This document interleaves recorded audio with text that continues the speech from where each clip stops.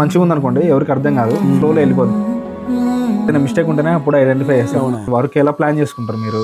Just ఒక bachelor room లో పొరుపులు ఉంటాయి చూసారా, కింద కూర్చుంటే జస్ట్ అట్లాగే అక్కడ కూర్చుంటుంది, ఇక్కడ కూర్చుంటాను, అక్కడ మేము అట్లా జస్ట్ క్యాజువల్ కూర్చొని డిస్కస్ చేసుకుంటాం. చాలా డిస్కషన్ జరిగిద్దా? అంటే ఏది కూడా తొందరగా లాక్ అవ్వడుతుంది, ప్రతిదీ కూడా బెటర్మెంట్, ది బెటర్ అట్లా. సాయి పల్లవి గారిని లేడీ పవర్ స్టార్ అంటారు కదా, work with her very closely. ఏమైనా ఎక్స్పీరియన్స్ షేర్ చేసుకోగలరు? రచ్చబండ చెట్టు ఉంటుంది హౌస్ ముందున ఒకటి, విలేజ్ లో పంచాయతీ చేస్తారు కదా, yes. అది వేప చెట్టు ఉంటుంది. ఆ పిల్లల దగ్గర వాళ్ళతో పాటు ఇప్పుడు వెళ్ళి కలిసిపోయి వాళ్ళందరూ గోరింటాకులు పెట్టింది. వాళ్ళు గోల్ చేస్తున్నారు వాళ్ళు. ఇప్పుడు సింపుల్ గా వెళ్ళిపోయి అదే ఇంకా షార్ట్ గ్యాప్ లో సింపుల్ గా వెళ్ళిపోయి అక్కడ కూర్చొని మొత్తం అందరికి గోరింటాకు పెట్టింది. సో అంత జూనియర్ గా సింపుల్ గా ఉంటుంది. నేను అనుకున్నా అప్పుడు ఎందుకే ఇంత పెద్ద స్టార్ అయిందో అనుకున్నాను. ఎపిక్ స్పై మూవీ చాలా వర్క్ జరిగినట్టు అనిపిస్తుంది. మిజైల్ లాంచింగ్ సైట్ ఒకటి వేసాను దానికి.